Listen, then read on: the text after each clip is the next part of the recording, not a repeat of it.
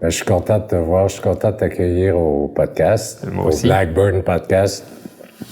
Écoute, je voulais te parler parce que j'ai toujours... la première fois que j'ai vu ton travail, parce que tu es un artiste multidisciplinaire, photographe, performeur, la première œuvre que j'ai vue de toi, ça m'a vraiment impressionné parce que c'était une photo où tu faisais différents personnages, on pourrait dire arabes ou musulmans ou maghrébins. Alors, tu faisais les rôles d'hommes, tu sais, avec la grosse barbe, mais tu faisais aussi les femmes et tout ça. Et ça m'a beaucoup frappé la première fois que j'ai vu cette œuvre-là, parce que j'ai dit, ah, mon Dieu, qu'est-ce que c'est osé. Moi, j'ai trouvé ça osé. Et puis là, ben, je pense que le message était à la fois clair dans le sens où tu nous donnais une image presque, je dirais pas scandaleuse parce que ça me scandalisait pas, mais ça peut scandaliser le monde arabe, ce genre d'image où un homme s'habille en femme, un homme avec une barbe dans la même photo face à la fois le patriarche et... La matrone. La matrone, tu vas dire? Donc ça, c'était clair comme message, mais en même temps, on peut l'interpréter de différentes façons. Quelle était ton idée derrière la tête en faisant cette première série de photos-là que tu as développée d'ailleurs pendant quelques années? En fait, ça a commencé de façon super intuitive, je peux dire ça comme ça. Franchement, je m'attendais pas à faire de la photo, là, vraiment, même faire de l'art. Je pensais pas à un moment que j'allais faire ça. Ce qui est arrivé, c'est qu'en fait, à l'hiver 2005, c'était un peu difficile, hein, pas de job, je devais déménager, je m'étais séparé de mon ex, enfin bref, plein de petits coups durs comme ça qui s'enchaînent. C'était une renaissance, quoi. Ben exact. Des hivers froids et solitaires de Montréal. En fait, j'ai commencé à faire de la photo, en fait, juste pour en fait, passer le temps. Et de là, j'ai commencé à créer des personnages qui, quelques temps après, ont eu en fait des biographies. En fait, c'est ça l'idée. L'idée, c'est que mes personnages en soi n'étaient pas des personnages au début. Au début, c'était juste des accessoires que je portais régulièrement. Il y en avait une qui avait tout le temps un voile, il y en avait une qui avait tout le temps une perruque super carrée, une autre qui avait des talons toujours assez vertigineux, etc., etc. Un autre qui avait toujours un style un peu plus rap. Et donc, petit à petit, ces accessoires-là sont devenus des personnages. Donc, quand tu as vu mon expo, ça devait être en 2009 à la galerie SAS, donc la première série Toufik or not Toufik. L'idée, c'était de rentrer dans l'intimité de mes personnages. Donc de mettre en scène les choses que les gens ne voient pas automatiquement, en respectant donc la personnalité, le style, le vécu des personnages. Ce que toi, tu définis oser, moi, franchement, j'ai pas trouvé ça particulièrement osé. Je trouvais ça juste intéressant de pointer les choses que les gens veulent pas voir. Et qu'est-ce qu'ils veulent pas voir, les gens? Que des Maghrébins... peuvent être des folles furieuses, ils veulent pas automatiquement voir que le pays arabe peut aussi compter des homosexuels, ils veulent pas automatiquement voir que c'est exactement comme tout le monde en fin de compte. Il y a des bons, il y a des cons un peu partout, quoi. Il y a certaines personnes qui ont dit que ce que je faisais était courageux, moi je trouve que c'est juste normal. Parce que tu es maghrébin? Ben ouais, mes parents sont marocains, ils sont musulmans, moi je le suis plus. Mais toi, tu trouvais ça normal en tant que maghrébin, affranchi de la religion, artiste. Tu trouvais ça normal, mais tu n'avais pas le sentiment que tu dérangeais le statu quo quelque part? Je savais que je dérangeais le statu quo, je peux pas prétendre ne pas le savoir. Mais en faisant les photos, je me rendais pas compte que ça allait avoir un tel impact. C'est-à-dire que moi, franchement, avoir mis en scène Fatima voilée avec son hijab en bikini en train de faire du ruban au parc Jean-Drapeau, j'ai pas pensé une seule seconde. Et c'était toi, Fatima? Oui, c'est ça, c'était moi à chaque fois. Je pensais pas que les gens allaient capoter à ce point-là là-dessus, quoi. Enfin, je sais pas, moi je trouvais ça juste le fun d'utiliser mon corps, en fait, et d'utiliser ma face et mon corps pour créer des personnages et pousser la logique jusqu'au bout. Parce que tu aurais pu choisir de prendre des acteurs, des actrices, des amis, des figurants pour faire tes personnages, mais tu as choisi de les faire toi. Ouais, mais tu peux pas questionner ton identité en utilisant les autres. Je trouve ça con. Parce je sais que ça va énerver beaucoup de monde, ce que je viens de dire. Non, c'est intéressant parce que toi, tu t'identifiais à tous ces personnages-là. Ah ben... Tous ces personnages-là sont en toi. C'est clair et net. Non, mes personnages sont une extrapolation de ma personnalité. Les 11 personnages qui existent à ce jour dans mon monde font partie de moi, c'est clair, d'une façon ou d'une autre. Ce sont des extrapolations de ma personne. Genre, je pousse à l'extrême une partie de moi. Fatima, qui est donc cette femme voilée musulmane, représente tout ce qui est maternel, tout ce qui est doux, tout ce qui est très bon dans la religion musulmane et que j'apprécie, dans la culture et dans la religion musulmane que j'apprécie. Ça fait encore partie de moi, je ne vais pas nier ça. Mais d'un autre côté, il y a d'autres personnages, comme Sofiane, qui, lui, veut s'affranchir de toute identité religieuse et il veut s'occidentaliser à mort. Donc ça aussi, c'est une autre partie de moi. Je ne peux pas prétendre que ça n'est pas moi. Ce serait bidon, ce serait mentir. Et je pense que mentir en tant qu'artiste est la pire des choses qu'on peut faire. Oui, absolument. C'est clair. Le public voit. Donc le public sait les choses et les ressent. Ben, tu pourrais faire un art dit commercial aussi, alors que c'est pas ça que tu fais finalement. Est-ce que j'aurais pu le faire? C'est ça ma question. J'ai tendance à penser que l'art est politique. En fait, tout est politique, techniquement parlant. Et ça, moi, ça c'est moi. Hein. Je sais, il y en a qui pensent pas comme moi, c'est correct. Franchement, faire de l'art pour me retrouver à vendre à Ikea, je vois aucun intérêt. L'art est fait pour déranger, l'art est fait pour faire réfléchir. Mais je pense que Ikea est pas prêt pour toi, de toute façon. Oui, mais Ikea n'est pas prêt pour grand-chose non plus, hein, tant que c'est pas des plantes et des coccinelles. On vendra pas beaucoup. Ce que je trouve important, c'est l'idée de créer quelque chose pour créer des émotions. Si je réussis à créer des émotions avec une photo, avec une performance, avec une vidéo, quelque chose comme ça, moi je suis satisfait. Mais dans ce cas-ci, ce sont des émotions multiples et c'est une réflexion aussi sur le monde arabe, sur les musulmans. Tu viens briser tous les tabous, en fait. Plus qu'une réflexion sur le monde arabe ou sur les musulmans, c'est plutôt une réflexion sur comment le monde occidental perçoit le monde arabe et perçoit les musulmans. C'est ça le truc, parce que l'idée, c'est pas de questionner la religion en tant que telle. Oui, je le fais, c'est un fait. Oui, je questionne la façon dont la culture marocaine fonctionne. Oui, mais la majorité de mes personnages, enfin, ils habitent tous à Montréal. Ils sont tous dans un contexte nord-américain. Donc, c'est ça, moi, qui m'intéresse. C'est la perception de l'autre et la façon dont on le juge par rapport à ça. Qu'est-ce qui fait qu'on va percevoir telle personne de telle façon à cause de tel détail? Oui, mais là, c'est plus que des détails parce que tu exposes autant le côté religieux conservateur que l'homosexualité, le travesti et toutes ces choses-là. Donc, ce sont des oppositions, finalement. Je pense pas que ce soit des oppositions. Je pense que ce sont des paradoxes. Oui, parce que tout existe partout, sauf que le système en place veut toujours le cacher. C'est ça. Et le système en place n'accepte pas le concept de paradoxe et surtout d'être à l'aise avec les paradoxes. Mais les différences aussi. J'ai un ami marocain qui me disait toujours moi j'aimais mieux l'ancien Maroc au lieu du Maroc moderne parce que c'était une culture beaucoup plus intéressante. Mais dans cet ancien Maroc-là, les hommes se tenaient par la main. Il y en avait de l'homosexualité, personne n'en faisait un cas. C'était plutôt camouflé, mais ça existait déjà. On peut débattre là-dessus. Ah ouais? Je suis pas trop d'accord avec toi. Ah non? Non. Parce qu'en fait, se tenir la main n'est pas un acte homosexuel. Se tenir la main entre hommes est un acte qui se fait entre hommes, point. Le concept de contact physique entre les hommes n'a rien à voir dans la culture occidentale et dans la culture orientale. Il n'y a rien d'homoérotique dans le fait de se tenir la main. C'est nous, avec notre perception occidentale, on pense que deux hommes qui se tiennent la main sont deux hommes homosexuels. Mon père a toujours tenu ses amis par les petits doigts là, dans la rue. Là. À ma connaissance, mon père n'est pas homo. Notre lecture du non-verbal est totalement faussée. Parce qu'on a une lecture très particulière où les seuls contacts physiques ont automatiquement des sous-entendus sexuels. Non. Ici, les mecs vont pas se faire la bise parce qu'ils vont passer pour des fifs. En France, les gars se font la bise, ils sont pas pourtant homosexuels. Hein. En Russie, ça embrasse sur la bouche. Oui, c'est ce que je veux dire. En Russie, ça embrasse sur la bouche et rien de sexuel là-dedans. Donc comment se fait-il qu'on a cette lecture-là où on a tendance à penser que le vieux Maroc est censé être plus ouvert? Non. Moi, j'y crois pas trop à ça. Je peux pas, moi, commencer à parler du Maroc en disant voici comment c'est. J'y habite plus depuis 1994. Donc je suis mal placé pour dire quoi que ce soit.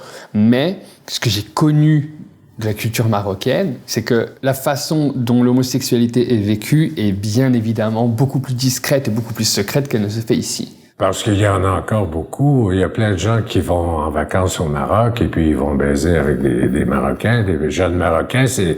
D'ailleurs, j'ai une histoire amusante à te raconter. On va parler de tourisme sexuel déjà? Mon Dieu, ça va vite. Oui, il y en a du tourisme sexuel au Maroc, mais quelqu'un me racontait que... Parce qu'il n'y en a pas au Brésil, c'est vrai. Oui, mais un ami me racontait qu'il était au Maroc et il allait amener un type dans sa chambre. Mm-hmm. Et puis, les gardiens de sécurité de l'hôtel sont rentrés dans la chambre, ont sorti le Marocain en question, et puis ils ont sévèrement réprimandé l'Occidental en lui disant « Si vous voulez un garçon, vous n'avez qu'à le demander à la réception, on va vous en faire monter un. Mm-hmm. Alors, ça fait quand même partie des mœurs. Tu sais, je pense que ça existe aussi en Europe, hein. Ouais, je pense que ça existe non, pas mais je ailleurs. non, mais je sais, mais c'est que moi je le prends un peu genre comme ça parce que ça met tout le temps en scène, encore une fois, cette histoire des pays riches qui vont dans des pays moins riches pour aller se taper des gens. Hommes, femmes, jeunes, vieux n'est pas la question. On est toujours dans un concept de tourisme sexuel qui existe partout, dans tous les systèmes. En tout cas, dans tous les systèmes qui sont moins riches que les pays qui le sont pas. T'sais? Voilà. Oh, ça, la prostitution, il y en a partout dans le monde. C'est ça. Le concept de l'hôtel qui s'est organisé en disant on a des gens pour vous, ça c'est clair et net. Hein. On l'a entendu un peu partout. Il y a toujours, et là je vais te rentrer dedans, allez. Il y a toujours cette perception de l'homme arabe comme étant cet homme exotique qu'il faut voir se taper, cette mise en scène du « Oh, je suis allé au Maroc et oh, il y avait des mecs qui faisaient ça, ouh. » On rend ces personnes-là comme uniquement des objets sexuels et on les réduit à ça, entre autres à cause de la culture qui va avec derrière. Parce que c'est une culture qui fait des opprimés, où la sexualité où vraiment est cachée, où il y a quelque chose de foncièrement macho. On projette des choses sur ça. Et ça me tue. Mais ma mère disait toujours que le sexe mène le monde. Mais elle a raison. Ta mère a raison. Voilà. She is right. Pourquoi? Parce que le désir sexuel, c'est quelque chose d'inné chez l'être humain. Mais moi, je te ramène à ton travail parce que il y a quelque chose de très sexuel aussi dans ton travail, tu sais. Quand tu portes les talons hauts, puis que tu fais la sexy, la diva ou whatever, tu sais, avec d'autres personnages très mâles, très conventionnels et très sérieux, tu sais, il y a quelque chose de très sexuel là-dedans. Mais bizarrement, tu vois, sérieusement, là, quand j'y repense, quand tu parles de sexuel, ouais. Là, je dois avoir fait peut-être une centaine d'œuvres, photos en tant que telles, mais en parallèle tous les autres, mais ça compte pas. Franchement, là, j'ai 4-5 œuvres que je peux, en fait, en les ayant créées, je me dis, ok, là, je voulais injecter de la sexualité là-dedans. C'est tout le reste. Bon, il y en a plein d'autres qui ne sont pas sexuels, mais après ça, ma perception de la sexualité n'est pas la même que la tienne. Et je pense que là, ça revient exactement à ce qu'on disait plus tôt, c'est qu'il y a cette perception de la sexualité dans certaines choses, dans certains actes, dans certaines positions, dans certains gestes, qui n'est pas la même. Une des photos où j'assume parfaitement l'aspect homoérotique qui croise avec ça, c'est une des photos qui s'appelle Dolly Sacrifice, où il y a un mec avec un t-shirt de Dolly Parton, en fait, qui est prêt à ça de se faire égorger par des radicaux, des acides crise de niaiseux. Et cette photo-là, volontairement, je sais qu'il y a un aspect homoérotique là-dedans et j'y jouais là-dessus. Pourquoi? Parce que je pense qu'elle, justement, elle représente parfaitement ce dont on parlait. Cet aspect de l'extrémiste, hyper religieux, totalement homophobe, qui s'apprête à tuer un homo à cause de sa sexualité et qui, en même temps, devient ce macho rêvé qui représente l'homme parfait. Je veux dire, c'est ça le truc. Et moi, j'ai totalement joué là-dessus, j'assume. Mais ça, c'est une des rares œuvres où vraiment j'ai dit « Ok, je vais jouer la carte du sexe. » C'est ça.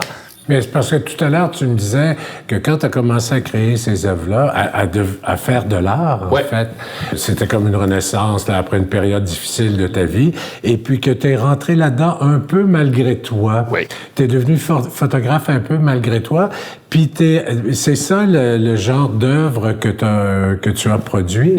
Bien sûr, tu as écouté ton intuition, ton instinct, mais sachant comme tu es un homme intelligent, il y a sûrement une intention derrière tout ça aussi. Si on compare donc Dolly Sacrifice avec Harem, Harem c'est la photo d'Abdel avec les 5 femmes derrière, avec Alice, Fatima, Manon, tout ça. Dans Harem, je voulais juste montrer les personnages. Et dans Dolly Sacrifice, je voulais mettre en scène les personnages. Et c'est là où l'intention est différente, dans la façon de montrer le personnage. Je trouvais ça foncièrement intéressant de faire une scène violente et sexuelle en même temps. Parce que les deux vont ensemble. Si les gens disent une seule seconde... Mais ça, c'est dans toutes les cultures aussi. C'est exactement ça. Mais c'est ça le truc. Dans toutes les cultures. Sauf que moi, je parle de la culture que je connais le plus. Et dans laquelle j'ai été élevé. Et c'est peut-être là où on considère que c'est encore plus sexuel. Oui, mais depuis 22 ans, tu es parti du Maroc, tu as habité Paris longtemps, tu habites Montréal depuis longtemps. Tu connais toutes les cultures aussi, les us et coutumes de l'Occident, disons. Voilà, disons que là, j'ai la chance de connaître assez bien les petits points, les petits boutons à pousser pour créer telle ou telle émotion. Alors, tu as les deux visions, tu peux jouer... 3 même. Ah oui? Bah oui, j'ai la québécoise, la française et la marocaine. Parce qu'entre le Québec et la France, il y a une grande différence culturelle. Ça n'a rien à voir.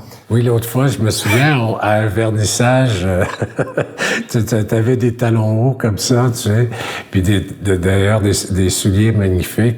J'ai dit, j'arrive de Paris, je portais ça sur la rue à Paris, tout le monde voulait me casser la gueule. À Montréal, on est beaucoup plus libre, les gens nous laissent être qui on est, tu sais. Mais en fait, c'est ça, c'est... Oui, c'est clair, le Québec et la France n'ont rien à voir. Si jamais... Mais en fait, c'est l'erreur que j'ai faite en arrivant ici, je pense.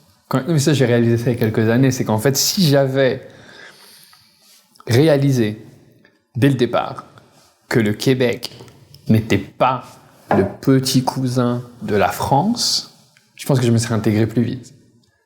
Clairement. Mais c'est pas comme ça que le Québec est marketé en France. Le Québec est représenté en France comme étant ce petit bout de France en Amérique du Nord. Je dis ça parce que c'est le bureau du Québec à Paris qui faisait des campagnes de pub pour favoriser l'immigration française au Québec, donc en début 2002-2003. En tout cas, ça, c'est la campagne de pub qui, moi, m'a tapé dans la face et qui a fait que je suis ici aujourd'hui. Ils ont réussi leur coup, et pas à peu près. Mais la façon dont c'est marketé, c'était ça. C'était le Québec, ce petit bout de France en Amérique du Nord. Donc, ça veut rien dire.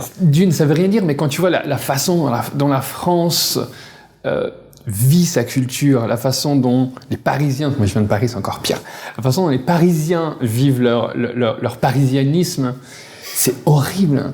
C'est d'une inégalité absolument aberrante.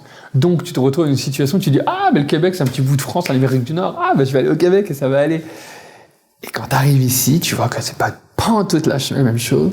Ça n'a rien à voir. On est dans une logique totalement différente au niveau identitaire, au niveau culturel, au niveau linguistique, au niveau populationnel. Économique, social, politique. Tout est super différent. Donc à partir de ce moment-là, il faut que tu apprennes. Disons que j'ai appris à la dure, mais je ne changerai strictement rien. À plusieurs points de vue, le Québec est beaucoup plus évolué que la France. Quand tu regardes la question du mariage gay, par exemple. Ici, on a eu le mariage gay un an avant que le Canada on le rende légal. Et en France, l'année dernière, tu as vu le tollé qu'il y a eu dans la population, la violence, j'avais le tellement machisme honte sur le coup, par j'avais rapport tellement à ça. honte. Merci. J'avais honte. C'était tellement macho, les manifestations contre le mariage gay. En France, ça en était ridicule. Mais je dirais même pas macho. Même si c'est très juste comme terme, je dirais que c'est super normatif. Plus que macho. C'est-à-dire qu'en fait, il faisait rentrer les gens... Moi, quand j'ai vu ces manifestations-là, j'étais tellement mal à l'aise. J'étais super mal à l'aise.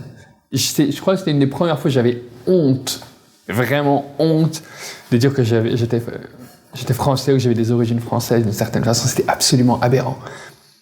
Parce que là, tu avais cette manifestation où tu avais des milliers de personnes dans la rue, où tu avais les femmes avec leurs bébés dans leurs poussettes à l'avant, technique super intelligente pour pas que les flics en fait viennent faire des attaques. Vous n'avez pas touché les bébés. Donc ça joue sur un aspect moral absolument dégueulasse, sur cette mise en scène de la femme comme étant uniquement une pondeuse de gamins.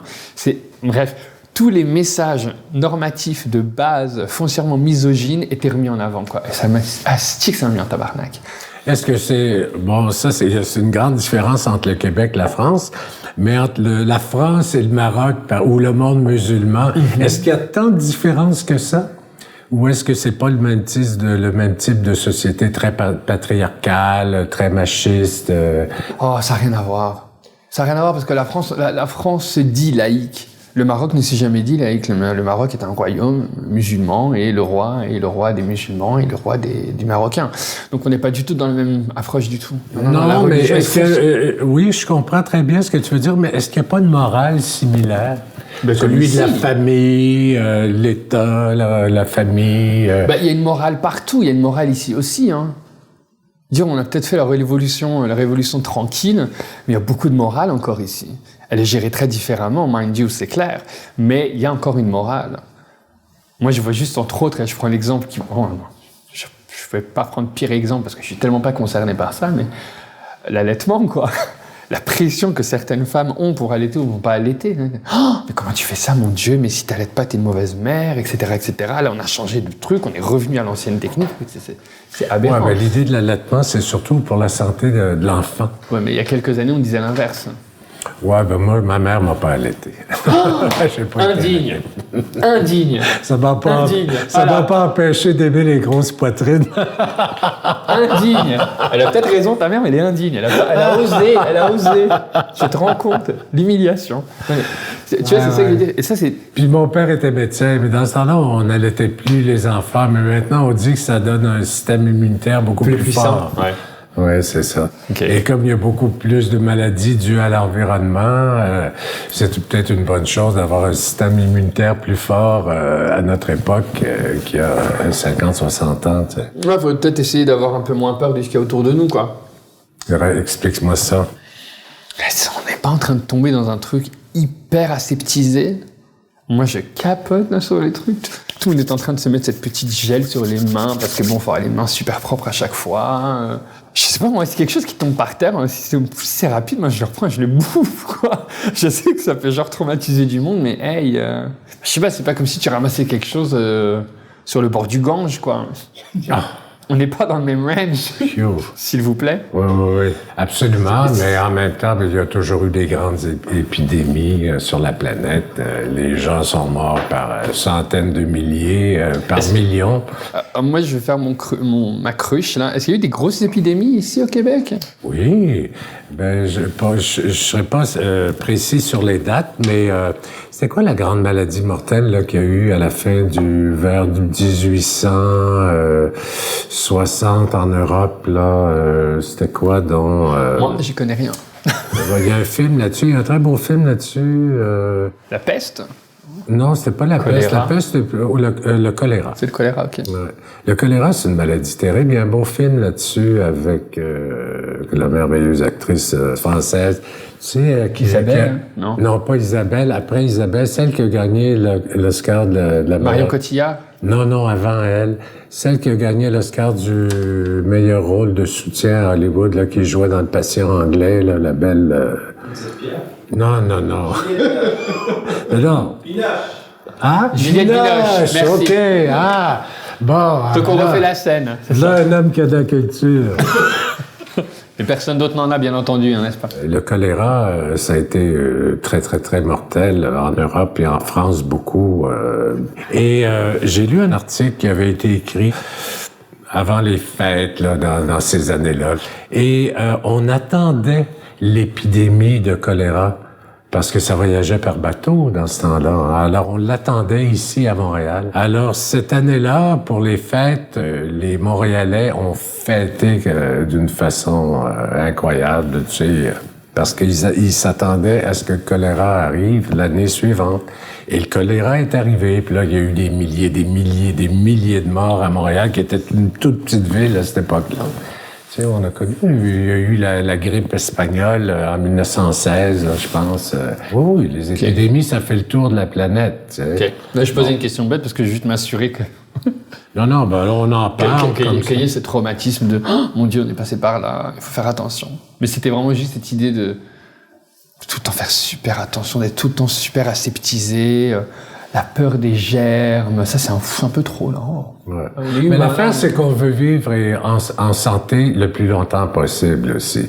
Et la médecine le permet maintenant. Ouais, mais est-ce qu'un excès d'hygiène n'est pas une façon d'affaiblir le système immunitaire? Moi, je pose la question très conne. Hein. Ben, moi, quand je pense à la manière dont les gens ont du sexe, je pense que c'est pas nécessairement hygiénique. Tu n'as pas osé faire ça. Ah, mon Dieu. On était censé parler d'art et là on parle de sexe. Oui, mais je trouve ton art très sexuel. Ben écoute, tu peux. Moi, je trouve pas qu'il le soit particulièrement. Mais écoute, ouais, écoute, ça mais pas sexuel dans le sens de l'acte sexuel. Non, mais dans les émotions. Oui, et des genres. Tu sais, le rôle de l'homme, le rôle de la femme. Toi, tu fais éclater tout ça. Ben il faut. Pourquoi il faut? C'est vraiment ennuyant la façon dont c'est fait. J'aime pas tout ce terme binaire. Ça me fatigue, mais c'est le fait. Donc c'est tout très binaire. C'est homme ou femme. Point.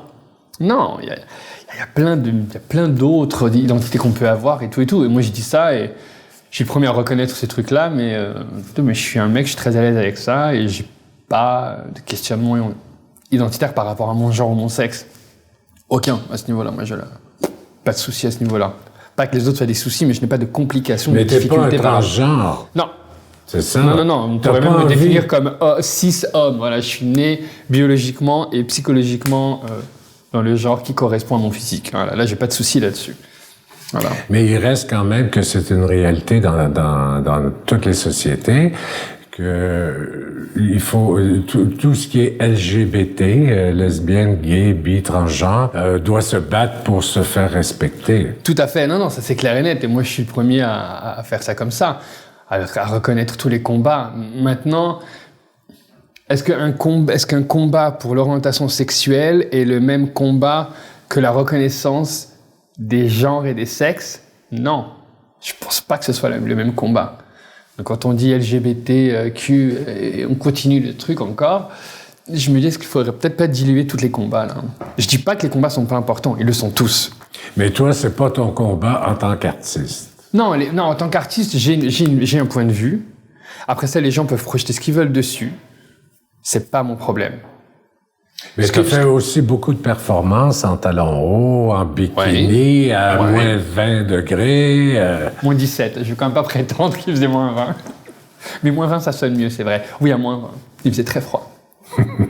Oui, en bikini, place des festivals, ouais. Parce qu'en plus d'être un artiste visuel, tu es aussi un performeur.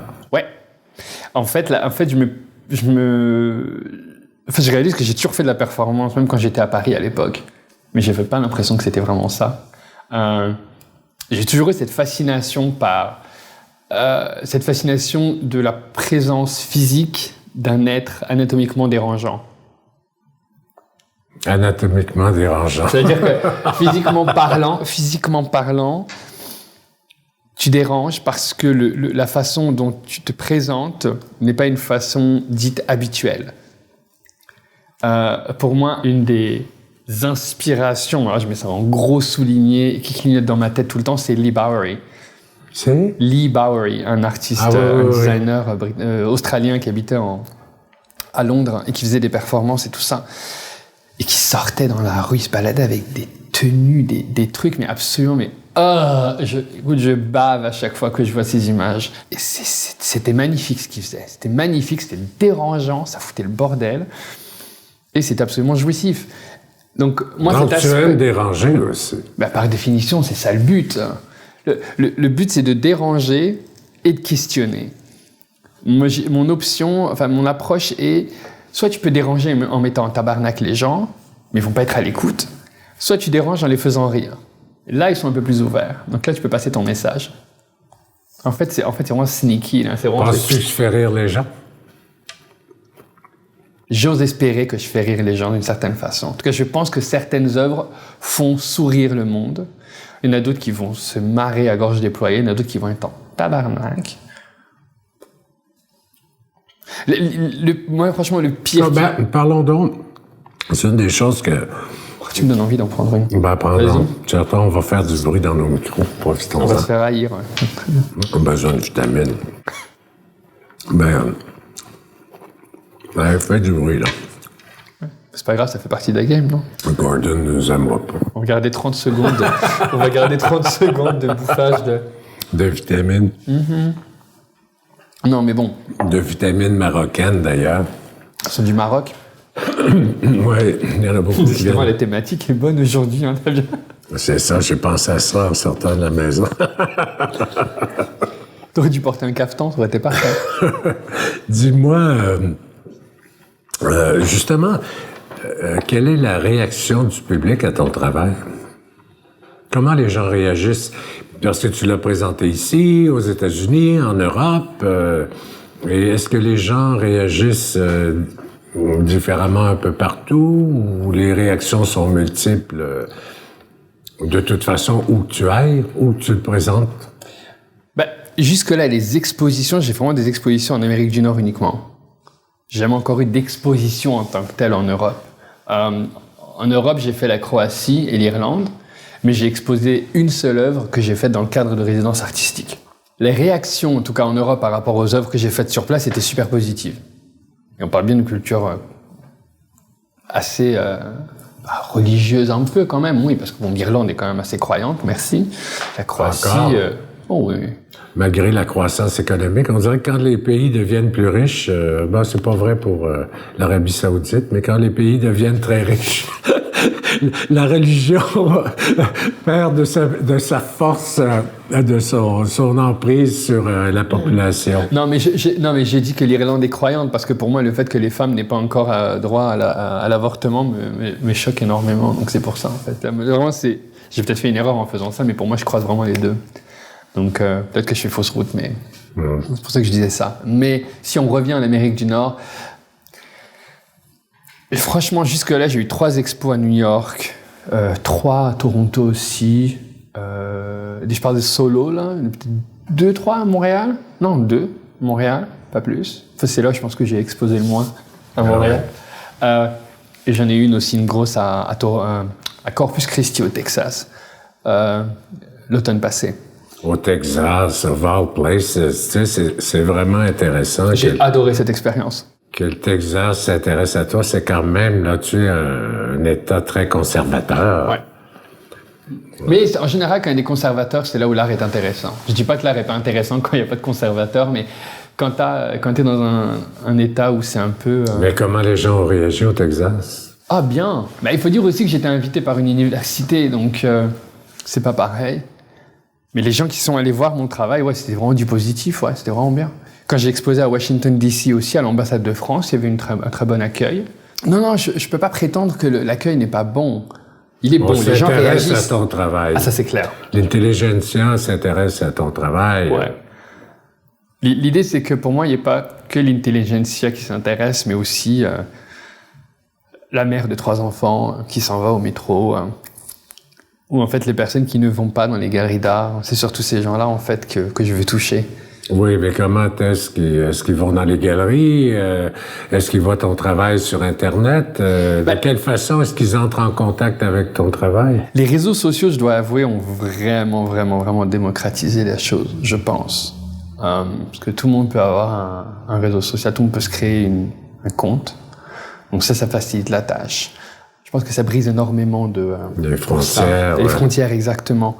En fait, j'aime beaucoup les projets qui, en fait, ramènent l'art dans l'espace public, ramènent l'art là où les gens ne s'y attendent pas.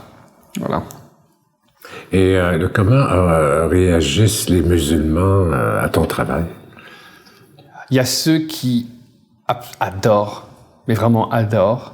Ils me soutiennent à 200%. Il y a eu plusieurs personnes qui sont venues me parler, qui m'ont envoyé des messages pour me dire « C'est génial ce que tu fais, tu poses des questions, merci ». Ça donne une nouvelle image des personnes d'origine arabe ou qui ont l'air musulmanes. Parce que je l'ai dit à chaque fois parce que j'en pense que je suis un grand musulman. Je ne le suis plus. Je l'étais à l'époque où j'étais passé à Christian Charette en 2006, mais entre-temps, ça a changé. Là, je ne suis plus, je suis agnostique. Les personnes qui sont musulmanes ou qui en ont l'air ou qui en ont pas l'air et qui le sont, vraiment, je suis content parce qu'il y en a plusieurs qui soutiennent. Après ça, ceux qui n'aiment pas, ils n'aiment pas. Il y en a qui repartent sur le coup. Là, il y a eu des personnes qui sont rentrées dans la galerie, ils ont scanné la salle et demi-tour, ils sont repartis sur place. Mais ça, c'est pas très grave. Je perds pas mon temps avec ça. Sans mettre le feu. Non, parce que penser que tous les musulmans mettent le feu, c'est un peu réducteur, parce qu'il n'y a que les niaiseux qui mettent le feu, et des niaiseux, il y en a partout dans toutes les religions, partout dans le monde. Donc, en soi, non. Après ça, j'ai eu des commentaires négatifs, quelques menaces et tout, mais bon, ça t'as eu des menaces? Oui, ça c'est pas très grave. Quand tu reçois des menaces de mort, c'est que tu sais que tu fais quelque chose de bien. Ça, c'est ma logique. Tu le fais. Mais je dis pas que je vais en recevoir plus, je dis juste qu'avec ce que je fais, si j'ai quelqu'un qui m'envoie un message en me disant si je te trouve, je te mets une balle dans la tête, écoute, oui, ça veut donc dire que je t'ai bien mis en tabarnak. Donc j'ai réussi mon coup en tant qu'artiste. Cheers. Ouais. Voilà.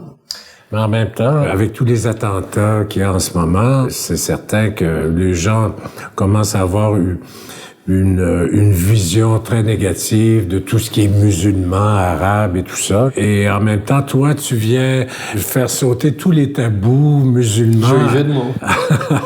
Faire sauter tous les tabous, oui. Ouais. La perception du monde arabe, finalement, c'est quelque chose de complexe. Les gens sont très négatifs. Les Occidentaux ont de plus en plus peur du monde arabe, des musulmans. En même temps, la plupart des musulmans, c'est du monde comme tout le monde, qui veulent une bonne vie. La majorité. Oui, je sais. La majorité est silencieuse, Pierre, et c'est ça qu'il faut pas oublier. On est dans une logique à ce jour où les gens ne font même pas la différence entre un musulman, entre un arabe, ils font même pas la différence entre les chiites, les sunnites, ils font même pas la différence avec des musulmans qui ne sont pas dans les pays arabes mais qui sont dans d'autres pays. C'est-à-dire, la connaissance de la culture musulmane, la connaissance des pays arabes est nulle. Donc dès que tu as quelqu'un d'un tant soit peu foncé, avec des traits qui ne sont pas blancs, asiatiques ou d'autres typologies physiques dites rassurantes, on passe à la trappe. C'est la même chose avec les Noirs. Exactement la même chose avec les Noirs.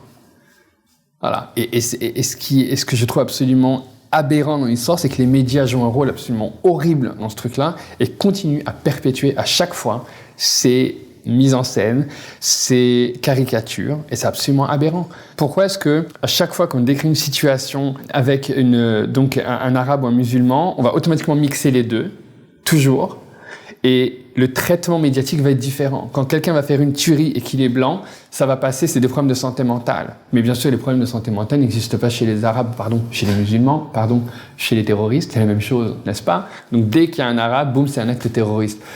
Ça commence à me faire chier.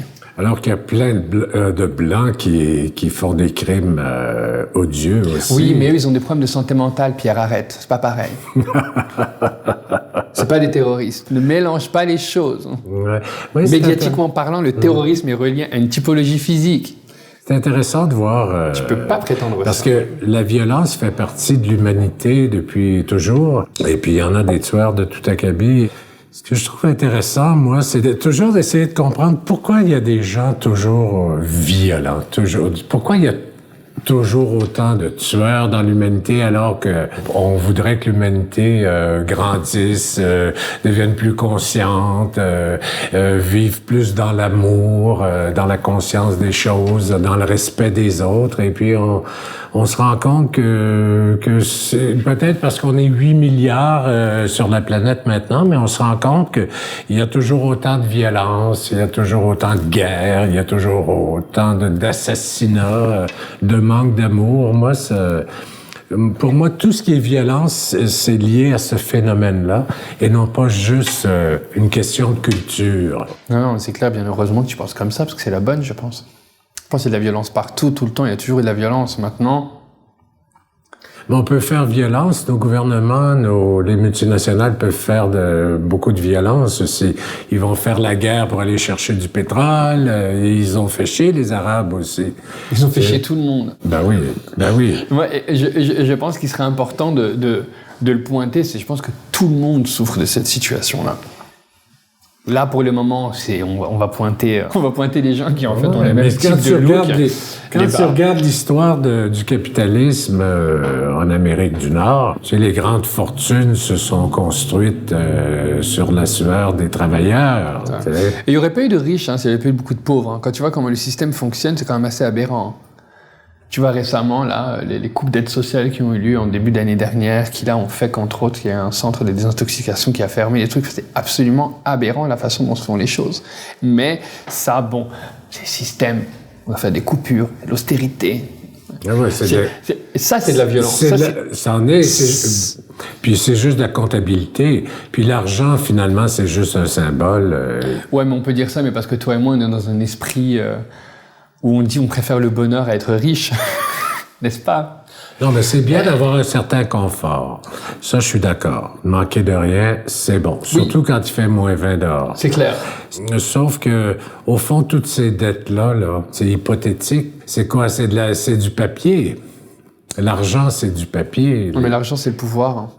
Ouais, mais c'est du papier pareil. Non, mais c'est du pouvoir pareil. C'est ça que je veux dire. Je pense qu'on peut dire ce qu'on veut par rapport à ça. Quand tu as du cash, tu as du pouvoir.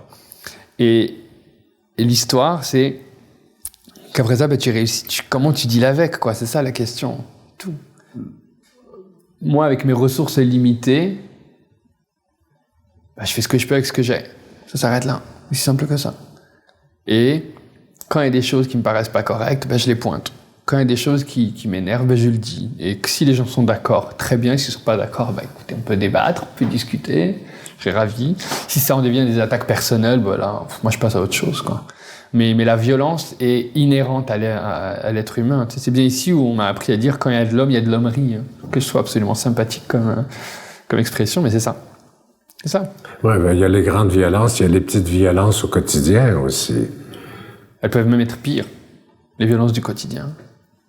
Avec le temps, je commence entre guillemets à relativiser, mais sur le 12 septembre 2001, c'était plate. Le 14 novembre aussi, c'était un peu chiant. Le lendemain de les attaques Charlie Hebdo, c'est même pas la peine. C'était les gens capotaient, quoi. Changer de trottoir et tout. Enfin, bref. Quand ils te voyaient avec ta grosse barbe, tu sais.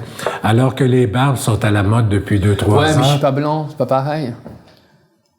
Et ça, je pense que c'est quelque chose. Je t'ai coupé, mais moi, je trouve ça tellement hallucinant. Parce que ce que tu dis est totalement vrai. Les barbes sont à la mode, mais les barbes sur les blancs sont à la mode. Moi, j'ai même entendu une personne dire que les Québécois devraient tous se couper la barbe pour pas avoir l'air musulman ou extrémiste. C'est qui cette personne? Elle est aveugle? Une personne anonyme que je connaissais pas. Elle doit être aveugle. C'est faux, Parce que peut-être lui rappeler que les Québécois sont majoritairement pâles et blancs. Ouais. Quand je dis pâle, je veux dire par rapport à la couleur de peau. Parce que je reviens encore une fois à ça, aussi chiant que ça puisse être. Désolé, mais l'origine a un effet directement sur la façon de voir les choses. Techniquement parlant, et là je vais te dire all out, si j'étais blanc, ma barbe me ferait passer pour un hipster. C'est clair et net, il n'y aurait pas eu de souci. Mais vu mes origines, on relie automatiquement ma barbe à ma religion, en sachant que techniquement parlant, d'une, c'est plus ma religion, mais elle me sert énormément d'inspiration par rapport à ce que je fais artistiquement, et de deux, mais si je suis une folle furieuse, s'il y en a bien une qui ferait rien, c'est bien moi, tabarnak. C'est ce que je veux dire, c'est clair. Et le nombre de fois qu'il y a des personnes qui sont rentrées dans un ascenseur et qui sont sorties, ou des gens et même des femmes, des fois, qui rapprochent leur sac sur elles dans l'ascenseur de peur que je dis, mais t'es marrante, toi. Dire, ma paire de talons coûte plus cher que ton sac et tout ce qu'il y a dedans, et tu te fous de ma gueule. Non mais... Maintenant, avec les médias sociaux, avec Internet et tout ça, les gens ont accès à tout. Alors, ça devrait ouvrir les mentalités. L'esprit des gens devrait s'ouvrir davantage à ce qui est différent de leur petite réalité. Est-ce que les gens ont envie de ça? Tu penses que ça leur fait peur? Bien sûr que oui. T'as pas envie. Sérieusement, là, t'as pas envie de subir des choses qui t'intéressent pas. Oui, les réseaux sociaux, les gens ne veulent voir que ce qu'ils veulent.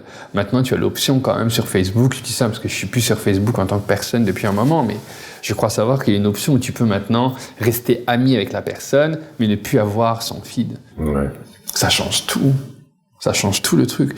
Et techniquement parlant, les réseaux sociaux, c'est choisir qu'est-ce que tu veux avoir. En fait, tu choisis tes chaînes d'information Et je dis chaîne d'information, j'inclus même n'importe quel être humain.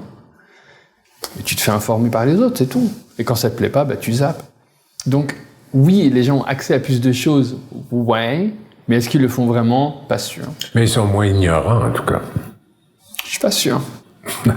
Est-ce que j'ai tendance à penser que les gens sont plus cultivés qu'avant? Je pourrais pas me permettre de dire oui ou non, mais je commence à avoir une certaine inquiétude par rapport à la qualité des connaissances, par rapport à qu'est-ce qu'on perçoit comme étant bien.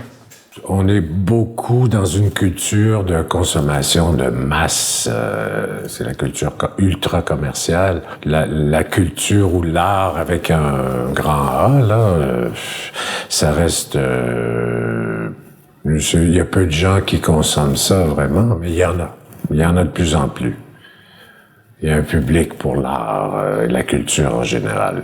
Et non pas juste pour la culture que... Moi, je me plais à dire 4-5-0 des fois parce que c'est une culture de consommation de masse où, en fait, tout est basé sur la consommation, que ce soit le style de vie, avoir de l'argent, faire des voyages, consommer l'amour, le sexe, mais sans avoir aucune vraie culture, sans avoir lu, sans avoir vu, sans avoir réfléchi. Sans avoir pensé, c'est pas une culture qui fait penser, c'est une culture qui fait consommer. On a parlé de la première phase de ton travail où tu faisais tous les personnages. Maintenant, ça a changé, ça. J'ai vu aussi d'autres photographies de toi là, inspirées par de grandes toiles où tu réinterprètes des tableaux connus. Tout à fait. Ouais, ça c'était la deuxième partie. Ouais, ça c'est un grand cheminement pour toi, ça. Ouais, bah, je pense que, écoute, je pense qu'il faut évoluer, sinon ça sert à rien, c'est plate, hein. Si c'est pour faire la même chose tout le temps, mais déjà c'est moi tout le temps à chaque fois sur les photos. Déjà ça peut être assez plate, assez vite. Avec cette deuxième série, j'ai réalisé que je voulais questionner la sacralisation des œuvres. L'art a toujours été accessible à une certaine élite. De ça, j'étais parti du principe de réinterpréter des tableaux classiques qui me faisaient peur. Pourquoi ils te faisaient peur? Parce qu'ils étaient super connus, parce que c'était des grands peintres, parce que je les ai vus au Louvre, parce que je les ai vus au Quai d'Orsay, parce que c'est des œuvres que j'ai vues qui m'ont en fait, qui m'ont bouleversé. Voilà. Et l'idée de faire ça m'a fait pisser dans mon froc et pas à peu près. Je me dis, écoute, si ça te fait peur, c'est que ça doit être bien. Voilà, donc j'y suis allé. Et c'était un processus de 3 ans et demi. Et c'est là, en fait, où a commencé mon calendrier de pilosité faciale. Ah, t'es encore là-dedans, dans cette période-là? Bah oui, parce que, en fait, maintenant, vu que maintenant, chaque personnage a sa barbe, si je veux mettre en scène tel ou tel personnage, je dois attendre qu'elle pousse en conséquence. Donc là, mon calendrier est booké jusqu'en octobre 2017. Oh. Donc je sais quand est-ce que je me rase, quand est-ce que je me rase pas. Voilà. En fait, et c'est assez amusant, parce que les gens considèrent... Enfin, il y a des personnes, ceux qui ne me connaissent pas, croient que je garde la barbe soit pour être à la mode, soit par rébellion par rapport à tout ce qui se passe, par rapport à l'image des musulmans. Mais non, mais en fait, je fais ça parce que, c'est à cause de mon travail artistique, quoi. Là, si je pouvais la raser demain, je la raserais, quoi. C'est clair, elle est trop longue, elle me rentre dans le nez, elle me rentre dans les oreilles, je suis tanné de la shampouiner tous les jours, plus capable. Je suis plus capable. Voilà. Mais c'est avec ça que ça a commencé, en fait. Voilà. Et donc, de là, réinterpréter des tableaux classiques, ça m'a obligé à faire des recherches sur le tableau, le contexte, les personnages, le peintre, etc., etc. De là, j'ai pris mes personnages et je me suis dit quel personnage pourrait remplacer les personnages des peintures. J'ai croisé les trucs, c'était absolument trippant. L'œuvre qui a explosé, c'est La Grande Intendante, qui est la réinterprétation de la Grande Odalisque de Ingres, celle où tu as la femme nue dans un harem. Étendue, nue, comme ça, c'est ça, avec donc une bonne barbe, un bon rouge à lèvres, et elle est passée d'esclave sexuelle à esclave ménagère. Pour en fait pointer le fait que les femmes sont toujours malgré tout des esclaves, sont toujours perçues comme étant un niveau plus bas que celui de l'homme, ce que je trouve assez important. Et en fait, ça m'a fait réaliser que mon travail est somme toute assez féministe en soi. Donc, venant d'un homme homosexuel d'origine marocaine, c'est quand même assez le fun. Je trouve que Le bon est assez cool, je suis assez fier de moi. Et donc c'est ça, c'est ce travail-là à développer m'a permis déjà d'être un peu plus crédible aux yeux de certaines personnes par rapport à la capacité à créer des choses. Ça m'a aussi permis de pousser mes limites par rapport à tout le concept de mise en scène, par rapport aux détails, par rapport à l'organisation. Parce que ce que les spectateurs ne savent pas et ne voient pas, c'est que quand tu vois une photo où il y a 18 Toufik, où il y a tous mes personnages, il y a Catherine, Abdel, Fatima, Benjamin, etc., etc., tout a été calculé avant, la tenue, pourquoi la personne, pourquoi cette position, pourquoi ci, pourquoi ça, tout a été calculé. Mais quand il y a un spectateur, lors de ma première exposition, qui m'a dit « Oh, bah, ça a l'air facile, j'aurais pu le faire », j'avais été offensé en 2009. Et quelqu'un m'a redit la même chose lors de l'expo de Toufik Museum à Corpus Christi en 2015. Et en fait, j'ai trouvé que c'était le plus beau compliment. Parce que si quelqu'un te dit « c'est facile, j'aurais pu le faire », ça veut donc dire qu'il ne voit pas le travail qu'il y a eu derrière. Et s'il ne voit pas le travail qu'il y a eu derrière, ça veut dire que tu as bien fait ta job. Exactement. Oui, mais ça prend de la maturité pour s'en rendre compte. Oui, et disons qu'avant, j'étais un peu jeune et con. Maintenant, je suis un peu moins jeune, mais toujours con. Voilà. Donc, c'est ça notre job. Et donc, c'est ça que je trouve intéressant. C'est cette capacité à créer des images que les gens se projettent dedans. Et après, c'est plus à toi. C'est ça qui est jouissif. Donc, j'ai vu ces peintures-là, je les ai refaites, et ça a permis aux gens de faire des recherches par rapport aux peintures. Et si ça a pu juste permettre à quelqu'un d'aller rechecker l'histoire de la grande odalisque de Ingres, d'aller voir les raboteurs de parquet de Caillebotte à Orsay, tu vois, juste de faire ça, je suis heureux. J'ai fait ma job. C'est ça. C'est ça le point, c'est d'avoir pu être le catalyseur de quelque chose dans la vie de quelqu'un. C'est totalement narcissique ce que je viens de dire. C'est ça, tu aimes toucher. Il faut. Tu veux toucher les gens par ton travail. Okay. Mais en fait, tu ouvres les esprits par ton travail, quand même. Ben, j'ose espérer. J'ose espérer que je fais ça. Je ne vais pas prétendre le faire parce que ce serait un peu un but de moi-même. Ce qui ne m'empêche pas d'avoir un ego assez solide. Mais je ne peux pas prétendre dire oui, je touche le monde. Non, ce n'est pas moi qui touche le monde, c'est mon art qui touche le monde. Ouais. À un moment donné, je tournais un vidéoclip sur le Mont-Royal, tu sais. Et puis, dans le vidéoclip, j'avais deux danseurs, là, tu sais, buto, là, tout peint en blanc, avec des pagnes et tout, puis des grands bâtons noirs, puis ils bougeaient comme ça. Puis à un moment donné, il y a une petite madame qui passe à côté de ça, puis là, tout à coup, elle regarde ça, elle fait « Ah! » Puis là, elle fait ça comme ça. Elle est partie. Au Québec, à Montréal. Ah, c'est génial. Ah. Elle se signe et elle part. Ouais. Génial. C'était le diable pour elle. Tu sais? Bah, il devait être beau, le diable, alors. Ah oui, les deux, il y en avait deux, ils étaient magnifiques. Mais c'est surprenant de voir la réaction des gens. Ça, c'est de la bigoterie totale. Ouais, mais ça vient aussi de la connaissance et de la curiosité. Tout. Moi, le nombre de fois que les gens m'ont vu en action, soit en train de faire des photos, soit en train de faire des performances, mais c'est génial.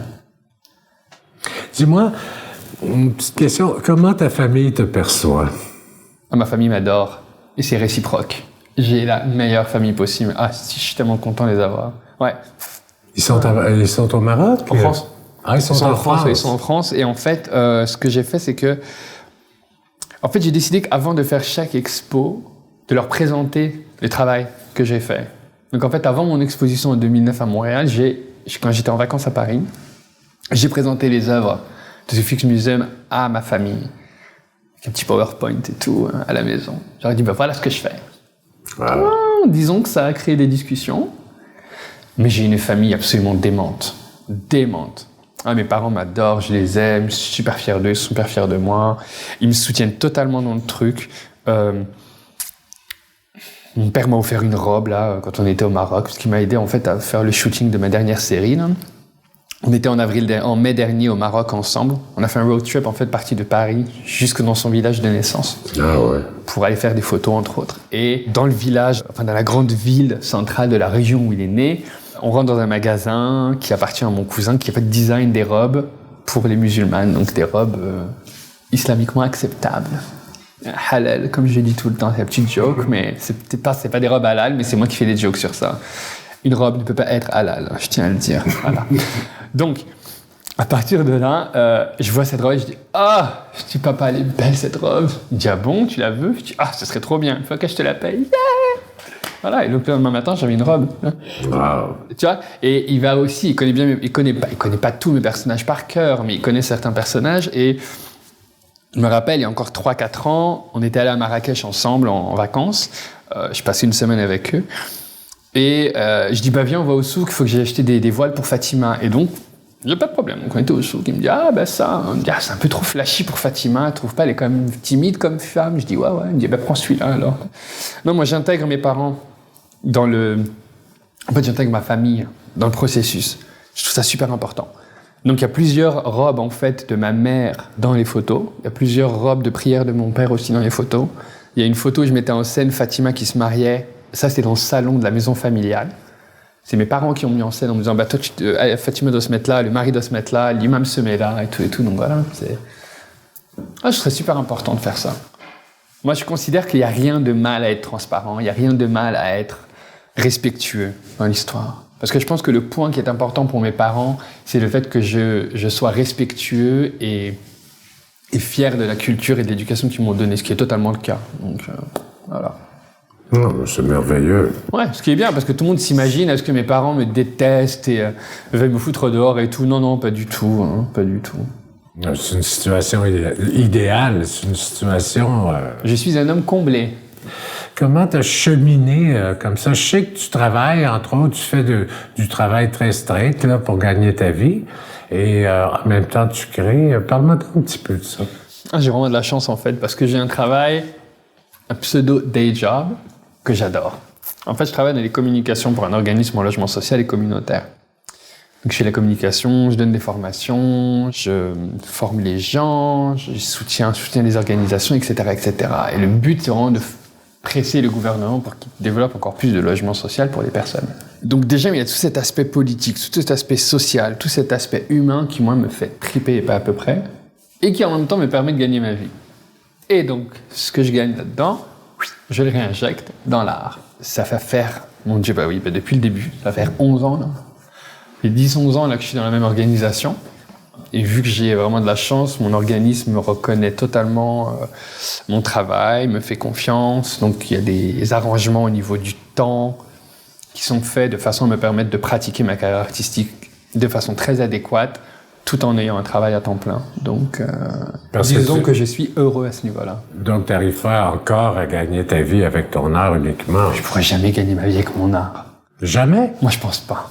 Alors, tu as des beaux projets, là, tu m'as dit, qui sont... Oui, mais avoir des beaux projets est une chose, mais est-ce que ça va me permettre d'en vivre toute l'année? Non. Non, je pense pas, parce que j'ai du mal à croire que je pourrais un jour vivre à temps plein de mon travail artistique, à moins de faire péter les honoraires en tant qu'artiste quand je suis invité.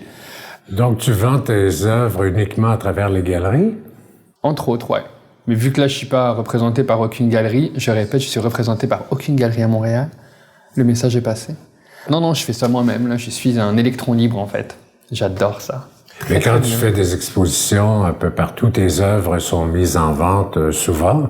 Pas toujours nécessairement. Là, si t'es dans un musée, ils font pas de vente d'œuvres. Mais quand tu fais les galeries, t'es... Ouais. Bon, en fait, ce que c'est que je m'entends avec les galeries pour l'exposition. Donc voilà, j'expose avec toi là, parfait. Donc là, on peut s'organiser pour faire ça, tu vends ça, t'as tel pourcentage, etc., etc. Donc ça dépend, c'est du cas par cas, mais c'est avec moi qu'on négocie, fait que voilà. Donc c'est assez. Disons que je suis très content de la façon dont ça s'organise maintenant. J'ai de compte à rendre à personne. Je fais ce que je veux, quand je veux. Je collabore avec qui je veux, de la façon dont je veux faire. Donc c'est parfait. Moi, ça m'arrange. Je suis très content comme ça. J'aime pas. Mais quels sont tes grands projets là, qui s'en viennent? Parle-moi de ça un petit peu là. Le gros projet de 2016.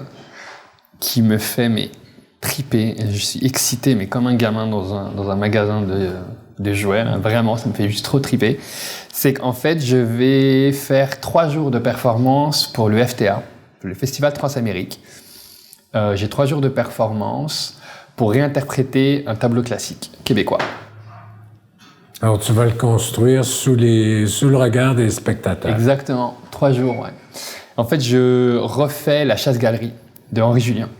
Mais sur 3 jours, c'est-à-dire à la fin de la 3e journée, le tableau va être complet. C'est exactement ça, voilà. Donc en fait, c'est sur 3 jours. Le premier jour, c'est l'installation de la scène, organisation des personnages, des tenues, etc., etc. La 2e journée, shooting. Et la 3e journée, Photoshop. Donc, à la fin de la 3e journée, l'œuvre est faite. En fait, c'est une version encore plus complète de ce que j'ai fait en Irlande en 2014 pour le Fringe Festival de Dublin et ce que j'avais fait à Zagreb en 2013 pour le Queer Zagreb. Voilà. Donc, en fait, c'est la réinterprétation de tableaux classiques, mais connus de tout le monde. Et je suis hyper heureux de savoir que le FTA a accepté ce projet-là et le produit entièrement. C'est un tableau. Un tableau. OK. Donc, ta façon de travailler, c'est mise en scène, photographie, Photoshop. Exact. Voilà. C'est sur 3 jours, de 8h du matin à 8h du soir. J'ai 12 heures à chaque fois. Oh. Voilà. Donc, j'ai 12 heures pour installer la première journée, j'ai 12 heures pour shooter la 2e journée, et j'ai 12 heures pour boucler le Photoshop. Puis les gens peuvent entrer, sortir. Ben, vu que ça se fait place des festivals, les gens verront le truc. Il y aura une télévision qui va faire un live feed de l'appareil photo ou de l'ordinateur, ça dépend, mais verront ce qui se passe en direct. Et c'est à l'extérieur? Ouais. Ouais, à l'extérieur. Oh. Je suis super excité parce que littéralement, c'est ma façon... C'est vraiment quétaine à dire, mais c'est vraiment comme ça que je le ressens. C'est ma façon de remercier le Québec. Ouais. Ah, de remercier le Québec. Ouais. De remercier pour l'accueil. Non, parce que je pense que si j'avais pas été au Québec, j'aurais jamais fait ce que j'ai fait aujourd'hui. Et c'est vraiment ça le truc. C'est que je suis arrivé en 2003, je me retrouve en 2016 à faire de l'art, à voyager.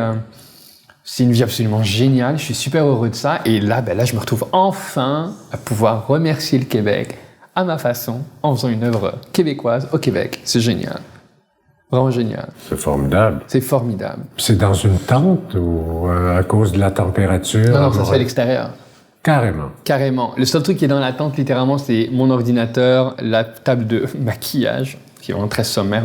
Quand on connaît mon travail, on sait que le maquillage et moi, on n'est pas amis. Et les tenues. C'est tout. Tout. Mais tout le reste fait à l'extérieur. Donc, beau temps, mauvais temps. Avec l'éclairage extérieur. Shit can happen. Exact. Ah ouais? Bah, c'est ça que je trouve amusant. Sinon, c'est un peu plate. Oh, c'est un bel événement, ça. L'idée de me retrouver à faire un truc comme ça à l'extérieur, mais avec un truc pour couvrir... Non, l'idée c'est de pour dealer avec contrôler la lumière. Je pense que je vais avoir deux lumières flash, juste pour permettre d'avoir au moins une homogénéité par rapport au personnage. Mais l'extérieur advienne que pourra. Hein. Et je trouve ça génial. J'ai hâte de voir ça. Mais j'ai hâte de le faire aussi. Tu vas avoir une toile de fond, donc. Comment ça, une toile de fond? Une toile de fond pour le tableau. Non. Non, même pas? Non. L'idée, c'est de reprendre... Mais qu'est-ce que tu vas avoir comme background? Place des festivals. Non. Ouais. Ah, OK. Tu vois, là... Est-ce que tu vois à quoi ressemble la chasse-galerie? Donc, c'est ce canot avec les 8 bûcherons dans le ciel en train de voler. Tu vois cette peinture, la fameuse peinture qu'il y a dans toutes les bières, que je n'aimerais pas parce qu'on n'est pas en train de faire de la publicité, mais c'est dans les bières et c'est quand même connu. Le conte de la chasse-galerie est une histoire, à ma connaissance, qu'on se raconte au Québec depuis des générations. Oui, je vois tout à fait. Voilà. Mais tu vas faire tous les personnages là. Je fais tout. Sauf que là, l'idée, c'est d'avoir ce canot qui atterrit place des festivals. Et dans ce canot, il n'y a que mes personnages immigrants. Et place des festivals au sol, il n'y a que mes personnages nés au Canada. Donc l'histoire, c'est de raconter, de transformer la chasse-galerie en une histoire sur l'immigration. Parce que, originellement, dans l'histoire, qui a été mise à l'écrit par Beaugrand, les bûcherons vendent leur âme au diable pour aller fêter la fin de l'année avec leur bien-aimé. Ma question, c'est, est-ce que les immigrants vendent leur âme au diable pour se retrouver au Québec? Et en fait, vu le contexte actuel, on n'aurait pas pu faire mieux. Avec l'arrivée des Syriens, avec tout ce qui se passe, c'est absolument... le timing est parfait. Voilà. Donc je trouve que dans un contexte pareil, faire une œuvre comme ça est tout simplement jouissif. C'est un beau projet. C'est un excellent projet, je suis ravi. Ce qu'on va voir, c'est l'artiste multidisciplinaire. Total. Vous allez, le public va se retrouver à me voir en train de faire le processus au complet. Et vraiment, là, quand je dis au complet, c'est que je ne veux rien cacher au public. Je viens encore une fois dans cette histoire de désacralisation de l'œuvre, ce qui est intéressant parce qu'initialement c'était les peintures que je voulais désacraliser, maintenant je désacralise mon travail. Pas que le mien soit sacré, mais que j'aime l'idée de mettre à nu le processus. Les gens vont tout voir, ils vont tout voir. Des tests pour les tenues, des photos test shoot pour s'assurer que la tenue est complète, du placement du canot, des tests de photos pour voir si le canot est bien placé. Ils vont voir le trampoline dans lequel le personnage va sauter pour être en l'air, en train de voler. Ils vont tout voir. Les gens vont être assis ou... Les gens vont faire ce qu'ils veulent parce que techniquement parlant, le stage est dans la place des festivals. Fait que les gens risquent... Il y en a qui risquent de passer à côté, il y en a peut-être qui vont oser passer à travers. Ça m'étonnerait, on sait jamais. Moi je ferais ça, je dirais. Mais tu peux oser, écoute, je t'effacerai sur Photoshop, c'est pas un problème. Pas du tout. Et c'est réglé. Pierre, voilà, il n'y aura que des touches. L'idée de tout montrer au public, moi, me plaît. Et je trouve qu'il y a un aspect totalement respectueux là-dedans, c'est dire, OK, vous voulez voir ce que c'est, voilà ce que c'est. Moi, j'ai fait plein de documentaires sur des peintres et puis je montre toujours l'artiste à l'œuvre. Alors, on voit l'artiste créer. C'est fascinant parce qu'il y a des gens qui disent « Ah, mon Dieu, lui ou elle fait ça comme ça. » Je me suis toujours demandé comment ils arrivaient à créer telle œuvre, quelle était leur technique. Mais tu l'as déjà fait. Moi, je t'ai vu à La Nuit Blanche il y a 3 ans à peu près, 3-4 ans. Tout à fait. Tu faisais ça en public. La création, c'était vraiment intéressant. C'est ça en fait, tu vois, parce que tu as vu en fait à La Nuit Blanche en 2010, c'est en fait ce que je vais refaire en 2016, mais en version beaucoup plus élevée. Ça fait déjà 6 ans que j'ai vu ça, mon Dieu, que le temps passe. Mais ça fait déjà 10 ans que je pratique. En tout cas, t'as l'air bien allumé, t'as l'air bien passionné. Heureusement. Quand tu parles de ton projet au FTA, d'ailleurs, tes yeux brillent. Ah mais non, mais c'est clair. Attends, non mais oui, mais parce que je suis foncièrement excité par ce projet-là, je suis ravi. C'est une forme d'aboutissement aussi, non? Ouais, d'une certaine façon, c'est un aboutissement. Quelles sont les dates? C'est le 28, 29 et 30 mai, donc de 8h du matin à 8h du soir, place des festivals. OK, alors on va inviter tout le monde à venir. Voilà, il faut que tout le monde vienne parce que c'est génial. Voilà. C'est super. On a parlé de ton art, on a parlé de société, on a parlé de politique, on a parlé de... Sexe. De sexe. On a parlé de plein de choses. Exact. L'idée, c'est pas d'être politiquement correct, mais de dire les vraies choses, au fond. En tout cas, moi, je pense que personnellement, en tant qu'artiste, on n'est pas là pour faire du politiquement correct. Le jour où on fait du politiquement correct, on va se retrouver à Ikea à côté des arbres et des coccinelles. Oui, tout à fait. Ce serait plate. Tu sais, c'est ce que je disais avec France Quentin dans un autre podcast, c'est que beaucoup de gens disent « Ah, les artistes, c'est des paresseux, ils font juste ce qu'ils aiment dans la vie. Hein. » Alors que tous les artistes que je connais ont un day job pour gagner leur vie et ils créent en plus. Alors, qu'est-ce qui reste à l'artiste, sinon son œuvre? Sinon une œuvre qui dit quelque chose qui va peut-être ou sûrement ou bien souvent déranger, mais c'est le point de vue de l'artiste, le point de vue unique de l'artiste qui compte pour l'artiste et qui compte pour la société. Le fait de pouvoir faire ce projet ici à Montréal, pour moi, c'est... Comment dire? Ouais, disons que c'est le plus gros truc à ce jour. Hein. Parce que c'est quand même différent entre se faire reconnaître à l'étranger. Parce que littéralement, ce qui est quand même fou, c'est que je me retrouve à représenter le Québec. À l'étranger, j'ai représenté le Québec en Irlande, en Croatie, quand je suis à la Corpus Christi aussi. Je représente aussi un peu la France de par mes origines. Donc, tu sais, en fait, je représente 2 cultures dont je n'ai pas la face. Donc, c'est ça qui est assez amusante comme situation. Mais savoir que tu peux faire ce que tu fais, comme moi je fais mon travail, mais le faire chez soi, ça, c'est autre chose. Un événement comme celui du FTA, à la lumière des attentats à Paris, est-ce que tu aurais envie d'aller faire une performance publique à l'extérieur, comme ça, en plein cœur de Paris? Déjà, moi, j'aime encore invité à exposer à Paris, donc on va voir ce que ça va donner. Mais tu n'aurais pas peur? Sérieusement, là, si je commence à réfléchir à mon travail en fonction de ma peur, on va jamais rien faire. Et sérieusement, mais ça c'est peut-être mon côté ex-musulman, martyr, drama queen en moi qui dit ça, mais sérieusement, si jamais je me prends une balle dans la tête en faisant mon travail, c'est la meilleure façon de mourir. Alors là, c'est du Dalida en moi, mourir sur scène, tant qu'à faire. Je vais juste être bien habillé. Ouais. Non, mais sérieusement, ce que je veux dire par là, c'est que je peux pas commencer à réfléchir à ce genre de choses-là. Ça n'a pas lieu d'être. Si je commence à réfléchir, à me dire, je veux faire ça, mais si je fais ça, je risque ça. Non, mais à ce train-là, autant m'enfermer chez moi et laisser tomber l'art et juste faire du tricot et des bonnets, quoi. Non. Par définition, ce que je fais trouble. Ça énerve du monde, ça fait rire du monde. Ça charme, ça crée des émotions. Ben, j'assume. C'est ta raison de vivre. Tu vis pour ton art.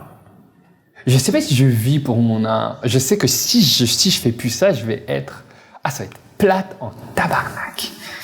Mais est-ce que ouais, peut-être que je vis pour mon art et que je l'assume pas. Je sais pas, je suis pas en mesure de répondre à cette question. Non, tu dis le mot plate, mais la pire chose dans la vie, c'est de s'ennuyer. Oh mon Dieu, c'est quel cauchemar, mon Dieu, t'imagines? Pour moi, c'est la base de tout. Si je m'ennuie dans la vie, ma vie n'a plus de sens. Ouais, c'est ça. Alors, je fais des choses qui m'intéressent, avec des gens intéressants. C'est ça le sens de la vie pour moi. Mais ce qui est intéressant, c'est que tu vois, moi, de mon côté, parce que dans ton travail, par définition, tu travailles avec du monde. Oui. Moi, je travaille seul. C'est ça le truc, c'est que je travaille seul, je suis tout le temps dans ma bulle. Mais après ça, collaborer avec du monde, moi, me fait totalement triper. Absolument. À ma connaissance, je dois être facile à travailler avec. Il y a des gens qui vont juste capoter si on m'entend dire ça.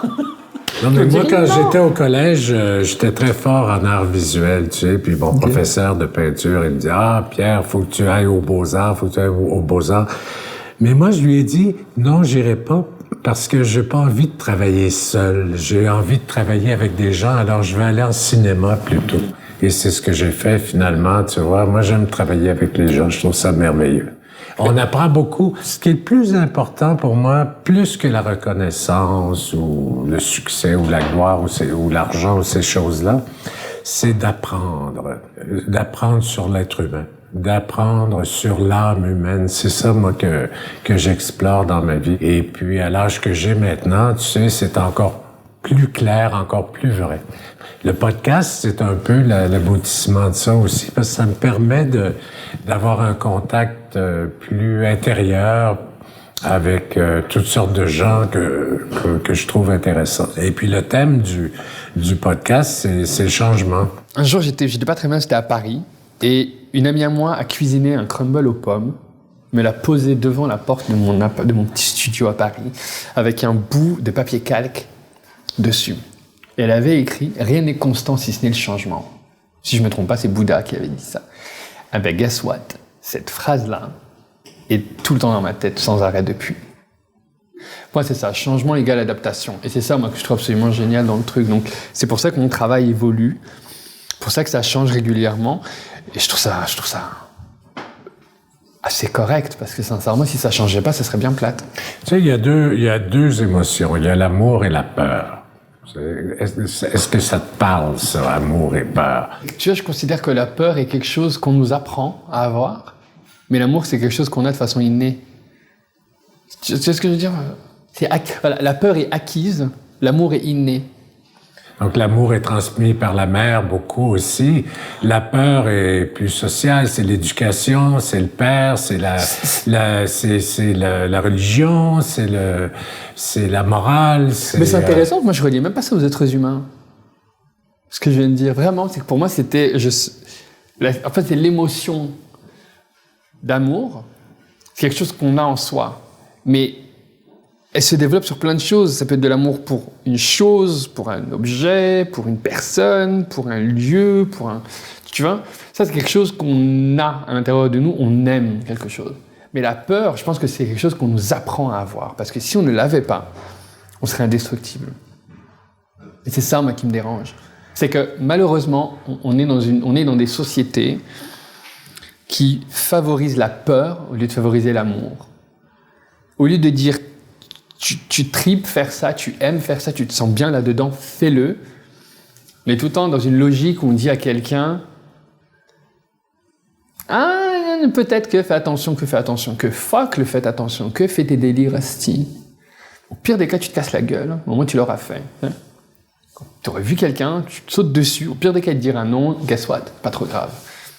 C'est ça, c'est pour ça en fait, c'est comme ça que je vois le concept d'amour en fait, c'est l'idée d'aimer la vie au point d'être capable de se prendre des refus sans le prendre personnel. C'est ça, là, on parle d'amour, ouais, j'aime ce que je fais, j'aime le Québec, j'aime cette idée-là, j'aime ce projet-là, donc c'est évident que je vais être excité. T'es un homme heureux, quoi. Ah, moi je suis un homme totalement heureux, ça c'est clair. Mais mes problématiques à ce jour sont d'une futilité, mais alors là... un peu de repos, et ça ira mieux. Mange mieux, et ça ira mieux. Tu sais, c'est pas des trucs existentiels. Existentiellement parlant, je suis, alors là... Ouais. Tout va bien. Est-ce qu'il y a des choses dont tu aimerais parler, dont on n'a pas parlé aujourd'hui? Non. Par rapport à la vie, par rapport à ton... Tu rigoles, on a parlé de spiritualité, d'amour, de peur. Non, on a fait le tour, mon Dieu. Enfin, je pense qu'on a fait le tour. Parce que si on n'a pas fait le tour, on est reparti pour 3-4 heures. C'est ça le problème. Moi, je pense qu'on a bien fait le tour. Moi aussi. Merci, Toufik. Merci à toi. Merci de tout cœur. Je suis très, très, très content de t'avoir rencontré. C'est réciproque. Et puis, j'ai hâte de voir ta performance au FTA. Non, moi, j'ai hâte de la faire. Fin mai prochain. Exact. À bientôt. Bye bye.